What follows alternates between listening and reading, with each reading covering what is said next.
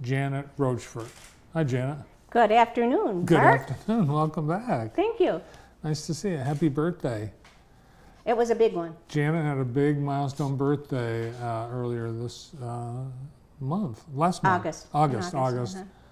So, can we say it? Oh, sure. I don't have any problem with 80 years old. That's amazing. You look great. Thank you.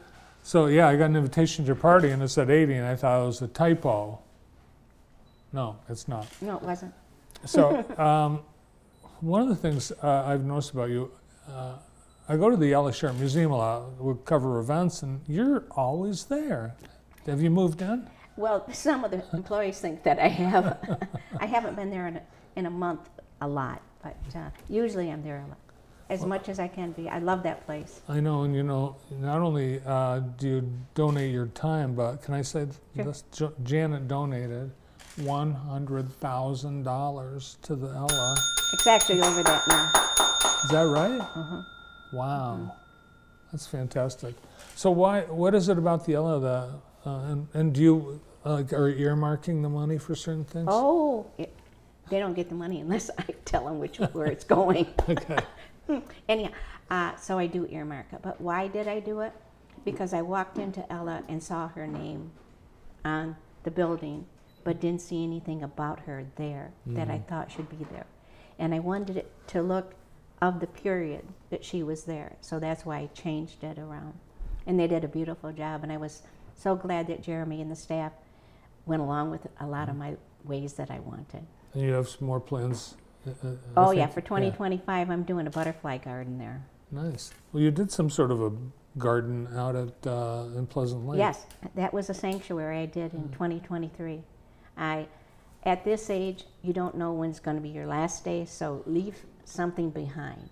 Well, you're certainly very busy doing that. Plus, you're a quilter, and you've got the Pieces and Patches Quilt Guild, very active organization. And It is. What do you guys do? Well, other than quilting, you know, that's our main thing.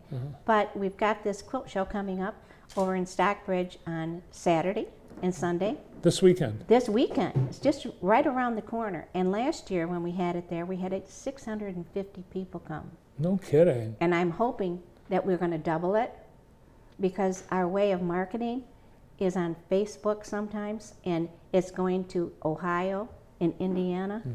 So we're getting people that love to quilt. Now, are you wearing quilted items? Oh, this is my wearable art. I'm taking about 24 of them.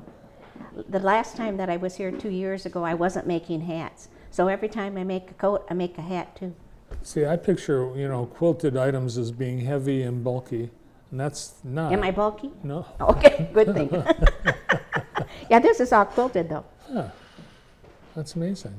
And I paint on fabric too, but this wearable art is one of the things I think people came to last time. That's why we had a good audience for it. But we've got some beautiful traditional quilters, fiber artists. We have got a great lunch going with pulled pork. It's really good because I make it. Another thing I'm doing for them. And we have a general store. We have a boutique. Lots of things for people to do, demonstrations. I can picture people thinking, oh man, I would love a nice quilt for the winter. Are they going to be able to buy something like that? No. For the most part, no. No.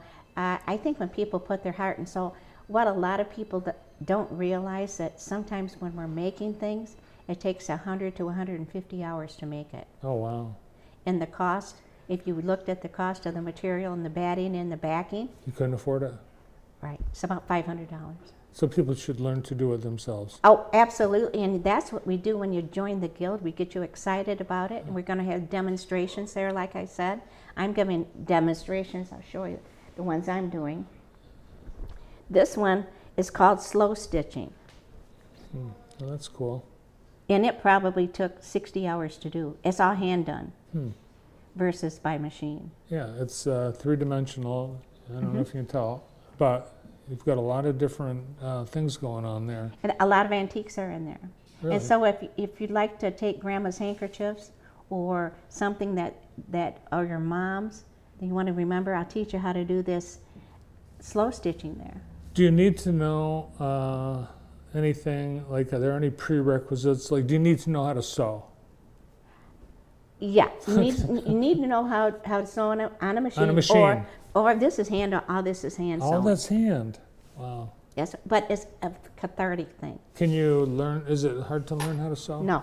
No? No, no. Because I couldn't sew on a button. I've used paper clips. That's the good part. And we've got a group called Not Your Mama's Quilting. And these are the kind of things that we do from them. So very different. Yeah. And we've got a booth, and we're going to be showing different kinds of demonstrations on what we do. We have a raffle that's got 5 quilts in it. So you could get a raffle. You could go and end up with a quilt. Yes, yes. If you buy a raffle ticket. Buy a raffle ticket. But just a good place to come.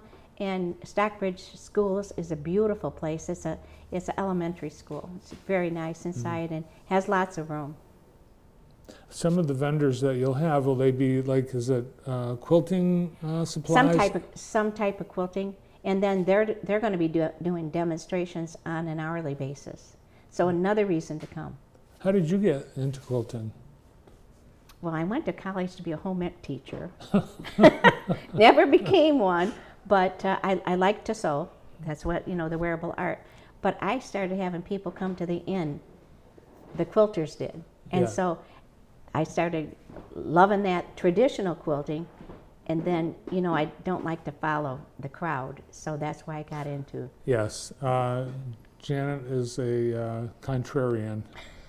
She was, how many years were you? 28. Jackson County Treasurer, 28, and then you built the Hankered Inn. That was 24 years. A B&B, and so you've always been. Go. Yeah. I have all this time on my hands now. So that's why I like to volunteer. Well, it keeps you, obviously it keeps you young. I'd like to think that. Yeah. So is there a fee to get into this quilt show? $8. $8. Which is not too expensive. No. If you're gonna get into it, if you think about getting into quilt, this is where you go. Yes, you'll be inspired. Do you have like this quilt guild? Do you meet like on a regular basis? Yes, we meet the last Monday of the month. And at Ella Sharp. Oh, nice. You have done like displays of quilt art. Yes. And one of the reasons that I joined the Art Association was to show them that quilters are artists too, and that's why the name of that is. We want people to, we don't always get honored by what we do. And I'm pushing being honored by what we do. And that's why I love to be a fiber artist and do something different. But the traditional artists, when you think of how much time they put into them, amazing. And they're gorgeous. We've got over 240, I think, things going to be on display. I would imagine that, 150 years ago, everybody had a quilter in their family. Oh, sure. Yeah. And women used it as a get-together. They'd meet at one another's houses. Quilting bees. Yes. And they were doing the hand stitching on it. And they would, take hours to do it. And every week or every month at least get together. Some of the small communities still have the quilting bees that they go to one another's house and quilt. Cool. All right, well, it sounds like a fun weekend, and I'll encourage people to go. Just show up at the Heritage Elementary School in Stockbridge Saturday and Sunday. Yes. Thanks, Janet. And say hi. Yeah, say hi to Jan while you get your plate of pork. Yes. Thank you so much for having us. You bet. Thank you. Janet Rochefort from Pieces and Patches Quilt Guild. More to come.